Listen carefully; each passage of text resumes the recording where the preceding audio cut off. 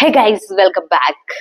ഇത് ഒരു അനീഷിനെ പറ്റിയുള്ള ഒരു ചർച്ചയാണ്. അനീഷ് അനീഷ് അനീഷ് അനീഷ് അനീഷ് അനീഷ് അനീഷ് എന്ത് ചൊറയാണ്, എന്ത് വെറുപ്പിക്കലാണ് അയാൾ. എങ്ങനെയാണ് ആ വീട്ടിലുള്ള ആൾക്കാർ അയാൾ അഡ്ജസ്റ്റ് ചെയ്ത് പോകുന്നത്? ഇയാള് മൈജി കോntestലൂടെ വന്നതെന്ന് എനിക്ക് തോന്നുന്നില്ല കേട്ടോ. ബിഗ് ബോസ് എങ്ങനെയോ തെരഞ്ഞു പിടിച്ച് കണ്ടുപിടിച്ച് ഇതിന്റെ ഉള്ളിൽ കൊണ്ടുപോയിട്ട് ഒരാളാണ് അയാൾ എന്നാണ് എനിക്ക് തോന്നുന്നത്.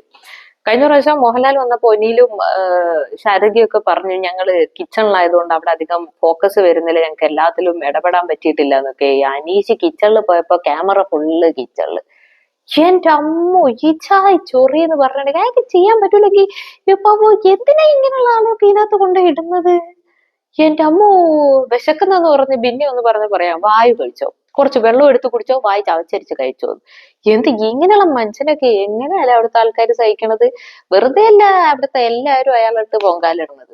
എന്നിട്ടും മതിയാവുന്നില്ല. ഒരു സാധനം പറഞ്ഞു കഴിഞ്ഞാൽ അയിമ തന്നെ പിടിച്ച് തൂക്കി തൂക്കി എന്ത് എവിടെ എവിടെ നിന്ന് കിട്ടുന്നു ബിഗ് ബോസ് ഇങ്ങനെയുള്ള ഓരോ ആൾക്കാരെ? എന്റെ അമ്മോ, കണ്ടു നിക്കണം നമുക്ക് പറ്റണില്ല. അൺസഹിക്കബിൾ. ചൊറി എന്ന് പറഞ്ഞ ഇജായ് ചൊറി. പക്ഷെ Nivin is good. I like Nivin. നിവിനാണ് അവിടുത്തെ ഒരു എന്റർടൈൻമെന്റ് പീസ് എന്ന് പറയുന്നത്. എല്ലാത്തിലും കയറി എന്റർടൈൻ ചെയ്യുന്നു, എല്ലാരും എന്റർടൈൻ ചെയ്തു, ഇടക്കിടക്ക് ഫുഡ് കട്ട് തിന്നു. അതിന് വല്ല അടി ഉണ്ടാവുമെന്ന് ഇനി അറിയില്ല. അതെന്താണാവോ അനീഷ് അതിനകത്ത് ഇടപെടാത്തത്?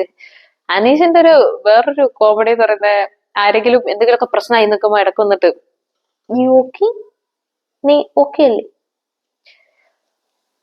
മനുഷ്യന്മാരോട് അല്ലേ പറയാൻ പറ്റൂ? ഇജായ് മനുഷ്യനൊക്കെ സമ്മതിക്കണം, സമ്മതിക്കണം. ബിഗ് ബോസ് സമ്മതിക്കണം. ഉഷാറ് സാധനങ്ങളൊക്കെ ഇതിനകത്ത് കൊണ്ടുവരുന്നതിന് നിങ്ങൾ സമ്മതിക്കണം. നിങ്ങളാണ് അതിന്റെ ഒരു ഇത്.